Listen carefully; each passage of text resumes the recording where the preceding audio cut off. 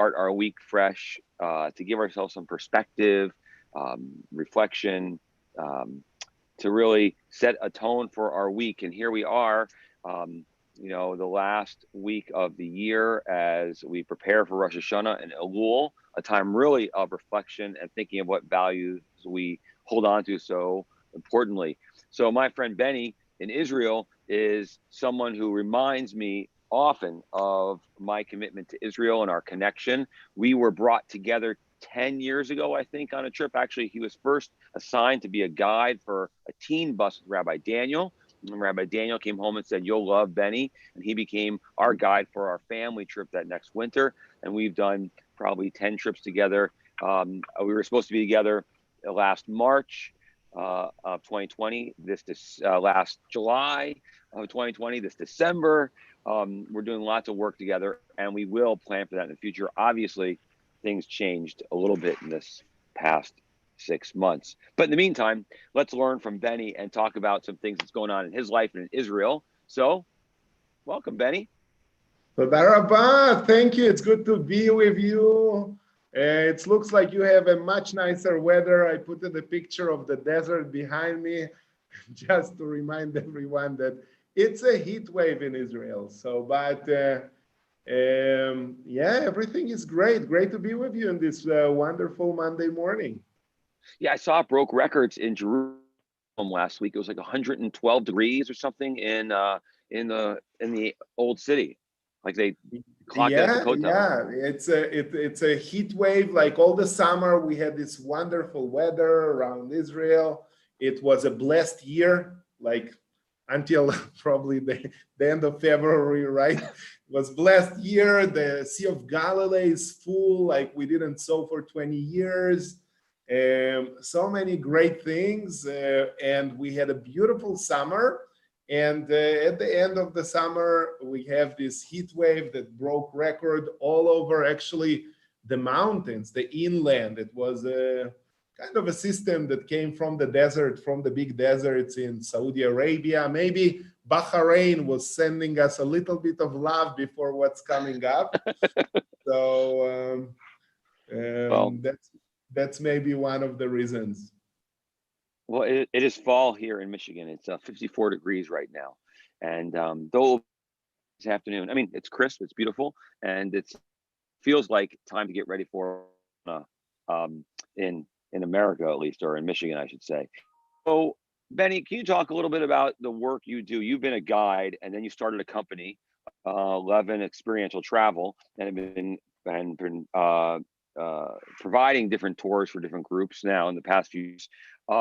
So, briefly, just share with us your day-to-day kind of stuff that you're doing prior pandemic. So prior pandemic, so basically, I love traveling and I love adventure and I love people. And I kind of found myself like showing this aspect of Israel to people around What? the world that were coming to Israel. No, I'm part of Monday Morning Musings. And you're telling us that, Brian, right now too, just so you know, you're not muted. So, Whoops. so the daily life is really, on one hand, I had a wonderful way of living. I wake up in the morning, I get all the emails from the other side of the ocean, and get time to answer some emails, have a wonderful coffee. I usually start my days a little bit later, so I get to fly my paraglider, or go to swim, or do a little rock climbing, or check one of the new things that are coming up in Israel. Literally checking out about 100 new attractions, sites, every single year. Also, part of my job is to give recommendation about restaurants and wineries. So I had to taste by myself at least 120 new restaurants. And usually I have like a list. Everybody know I have my list. Everybody have their own list, and the food is amazing. But I really put it myself, on the altar to be sacrificed and get myself. And I'm going afternoon, I'm going to visit the guests that are on the ground, put a dress on and jump on them from a corner in the old city or on Masada, something that I really love to do. But it's really hosting people and creating those connections, creating those moments for them when they come to Israel. And in this case, in the background, we see Jordan. So we've been active in Jordan and in Sinai a little bit. So I get, and we started like this year, we were planning to start Italy, and Greece was already like finally having offices and agreements and first people to send to those countries to have connections there as well. So this is what I used to do. It's I think it's the best part is really enjoying walking around and connecting people to the land. So yeah, and you're about it. For those who don't know Benny, Benny just connects with people so comfortably and makes people feel just accepted and loved. He's fluent in 6 languages, 7. I really feel I don't only give them, I really love them. You know, it's for me, you know, by your son that has stayed with me several times, but literally we have about 20 nights a year. I host here a young generation of families that have been traveling with us, kids that I did their bar mitzvah trip. You know, they staying with us, bringing friends, boyfriends, girlfriends, and me and my wife, it's just like those small moments remind me why I'm doing it. You know, it's I really love it. I love the people. I love to connect the Jewish communities to the land. I really feel that Israel has so much to offer, and most of it is about the people. You know, it's I just connect and put two right people in the same room, and that's exactly what I feel my job is. Well, you're an amazing ambassador for Israel because of your warmth and generosity. And yes, my son Asher is stayed with you and I think considers you. I think he called Benny sometimes when he refers. So that's the comfort and love there too. Obviously, you know, Israel shut down in March. No flights were landing or in the country. That no one was traveling at all within the country. It was completely quarantined, rightly so. That ends tourism. So what happens then? I mean, the economy stalled for everyone, but what does that mean for you then and now? So we, you know, it's very interesting because we are about on this Friday, literally from 2:00 p.m. We're going into a quarantine of another 3 weeks. So everything I need to do in the field need to be done now in this week. So it's really changed the whole schedule I'm gonna have this week. But for your question, you know, sometimes in the world of tourism, it's really seeing something going from 100% to zero. And now, like many entrepreneurs, many people that are into business or you know, you have bumps along the way. You can have a year that you're losing 15% or 20% or 10%, and it's a bad year, but it's something that will, you know, you just look on it and it's a bump on the way. I felt that for me in the beginning, I didn't realize what's going to happen. And, you know, we thought it's Israel. So we know all the wars, Second Lebanon War, and all the operations in Gaza. So we kind of used to in the tourism world for something to happen and to slow down the business. But it was literally from 100 to zero. So, you know, I found myself cutting our connections with the office in Italy and in Greece. 6 of my employees was released. I needed to sell 2 vehicles out of the company vehicles. So in the moment, it can feel for a second that it's like, whoa, what's going on? But I really feel blessed that along the way, I You say I was hosting, but I was getting from when you host people from all your heart, you're getting back really part of their heart. And along the way, I get really a lot of people that I guided and hosted here in Israel that we became friends, and they became mentors to me. Some of them, by the way, even from your community, from the synagogue, and you know them. And really one thing that I remember and always try to keep, and that's exactly what I did straight away when the pandemic started, is I really looked for ways that I have a triangle. So the first line of the triangle is, how can I help someone? How can I do something to help someone? We've been running with the synagogue virtual experiences from probably day one. We did already 15 of them. I contacted the schools, the different groups that we have, the churches, and I asked, how can I help you to still have this taste a little bit and connection to Israel? And so this is one side, is that to see how, and then I love to find the second corner is how I can realize it, like really make it real. And what is the foundation for it? Like I love to see that it can have a growth. It will have something that put foundation. So I started do these virtual experiences in Israel. I started with really not having any knowledge, on anything. It was like new to me. I'm a good guide. I'm a good person, like people person, but suddenly you need to look in the camera and change backgrounds and, show people how you were sitting in Jordan and smoking hookah or driving this weird Jeep in the desert, or different things like this. And you use virtual backgrounds, and I do lives from a drone. And I realized that what I need to do, or what I can create with the ideas that I have, is this connection to Israel, for people to put a smile on their face through a connection to the land, through a connection to their Judaism, their Christianity, depends what's their background, but really at the end, have a fun, entertaining,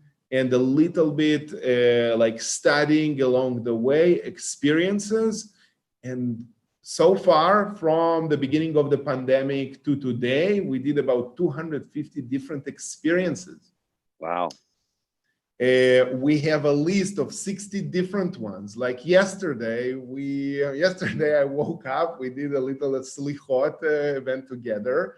Then for us, it was 2 days. It was 2 days ago, because Benny woke up at 4 a.m. to do slichot services with Temple Shir Shalom. For those who weren't on, you can go back and watch that as well. So that he was taking us tours of synagogues in Jerusalem and in Akko as we were doing the penitential slichot prayers. And then, I found myself showing people the streets of Tel Aviv, and I had a guide with a gimbal. Who knows that word before? A gimbal is this free axis stabilizer for a phone, so you can see a clear image, like the camera, it's not jumping. And he's showing us the street art and on the walls in Tel Aviv. And after that, we had, this is the pictures you see, I just have them left. I took people to Petra. And this is somebody that is, what the precaution they take during the coronavirus is cleaning and purifying everything. But we had a Jordanian guide, somebody we work with, Muhammad, that worked out for some, in a magical way, that the visitor center will be open at night only for us. So we had a guide in Petra, and it's all in one day. So I feel that it's a magic, because during doing that, I can start a fund. I can support my team that unfortunately I cannot pay for them salary, but they become partners and have percentage on our new initiatives of, but it's my team. So I have my team that working with me, and we're creating emails, and we're creating new ideas of connecting people to the land. So I'm very, very excited. And right now we launched a wine club. So It's Yes. really the next stage of it. I was having a dream that it's not only through a screen, is we hold something real together. And again, the same triangle. We looked for somebody that really suffered, and it's the winemakers and the wineries, because a lot of the small wineries all around the world, but also in Israel, they sell direct. People come, visit, have a wine tasting, cheese tasting, and they buy the wine.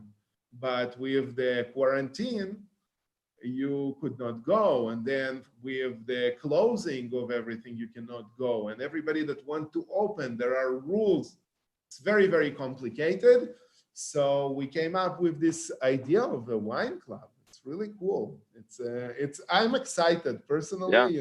it's, Well, the Moskowitz we just ordered our wines, and you should know that like our trip in March, our adult trip that was going out, and hopefully will be going out later this year. Our first night was at this vineyard overlooking the Galilee, doing a tasting. I think we were at Lotem. I right see here. Lotem's wine there. Yeah, Lotem, and beautiful wine, beautiful vineyard, and we're going to enjoy that together. So I'm excited to taste these wines here. And for those at Cheer Shalom, we're doing the wine tasting. We're going to meet with the winemakers virtually like this, and have a tasting and gather together maybe in small groups and outdoor ways, and make it safe and beautiful as well. I want to jump around just for a second because we only have a few more minutes, Benny. The idea of Monday morning musings is giving people a taste and starting their week. And you and I could talk forever, and we'll probably end this live and continue talking for hours today. But big news in Israel, and it's been over here. And first of all, I'm glad that you have been able to pivot and create opportunities and do interesting things, and that we've been engaged, talking weekly throughout this. You've been a great resource for us. One thing, quick question. It sounds like the shutdown that's going to occur this week, although the ultra-Orthodox are fighting it because it's right before Rosh Hashanah, and they believe they have to daven together at Temple Shir Shalom. We long for that, but also recognize safety is a priority. And so no one will be in the sanctuary except for Rabbi Cantor and me as we broadcast our services. That being the case, do you think that's the right thing for Israel to do right now, to shut down and then slowly move back into opening up again? So personally, I don't think it's the right move. It's I just look. I made my peace, and I'm creative, and I'm always positive. So that's maybe my luck. Somebody else that see his business going from 100 to 0. Need to sell cars in order to survive, and sell assets. Maybe get depressed. I really look for it as a way. It's Rosh Hashanah. I always asked myself, if Rosh Hashanah coming in the autumn. Now the autumn, everything dies, right? Like all the leaves from the trees go off. It's like, why would Rosh Hashanah be in this time? That it's not the most pretty time when you want, it's a time that in the Judaism, or the world of the ancient Judaism, is in Judea, in Israel. It's all about rain. Okay, so we are now starting a new year by praying for something very fundamental. It's bread. We are starting to move into a new year before the rain season that will affect how the next year will look like. So I really feel that you asked if I think quarantine is the right thing. I don't. Because there are other ways to deal with that. I'm not taking COVID-19 or understate COVID-19. But there are other ways that can work better, because right now, in the situation that Israel economically is, the numbers here are really bad. We have about 1 million people unemployed. It's much higher than any other Western country. And second run of that quarantine of 3 weeks minimum, I feel that it's not the right thing. Even that it might cause the holidays. I understand also why. The holidays, people travel, it's holidays. It's a family holiday, so everybody come together. It's Israel. It's, everybody come together. So that might spread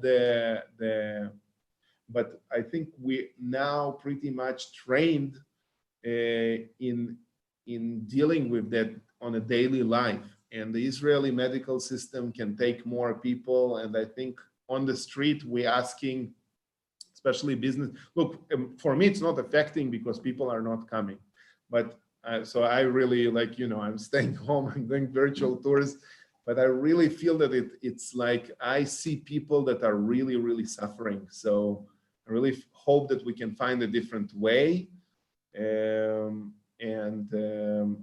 So people can really pray in this Rosh Hashanah for a good rainy year, so the Yeah. next spring will be blooming.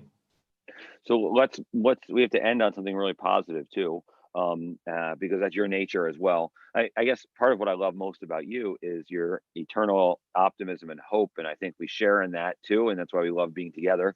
Um, so said to me last week when we were talking, I'm so excited for you to come and visit because we're going to Dubai, and you've got a trip planned for us now. Dubai, So Asher's on board too. So, in your mind, what does this mean now? Bahrain is well. Even you said you might go to Serbia or Bulgaria next week too, just because you were craving some souvlaki. So, yeah. but talk So about the Arab countries, about Dubai, about. So look, I showed you, like, this is a great picture of me and Orly. I'm wearing the jalabia. I'm in the police station in Jordan. Don't worry, not for a bad reason. I was actually ordered to eat this. You see, it was during Ramadan and we finished a breaking Ramadan meal. So I really feel that the Israelis has been lived in the Middle East for so long that we are more alike than different. So I'm excited about it. It's a new country. It's a country that have a completely different terrain and deserty terrain that I really love. I also think the buildings and the technology and the advantage is really interesting. So I'm planning by myself. At the moment we have the first flights, I'm planning to go, maybe even create some relationship, because I think it will be a great opportunity for us to combine the visit to those two countries.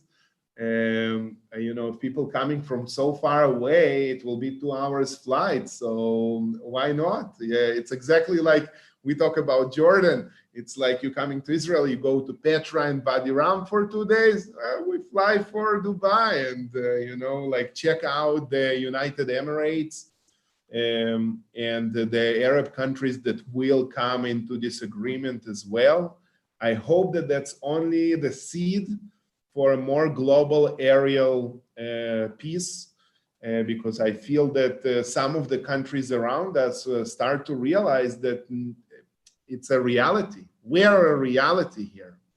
And if we are a reality and the Palestinians are a reality, we need to find a way to live together because we have more to gain than to lose if we do that. So I hope that it's only the first seed and it's kind of like this Rosh Hashanah that really starting a new relationship, because I'm excited. The people of the desert, especially the half Arabian island, are unique people that known and in their hospitality. It's very tribal.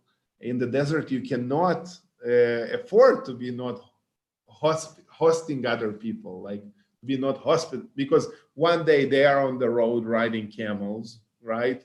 And the next day you're going to be riding camels. And yeah, I'm talking about you. I'm taking you to ride camels outside of Bahrain or somewhere. The sand dunes are beautiful. So I'm Well, excited.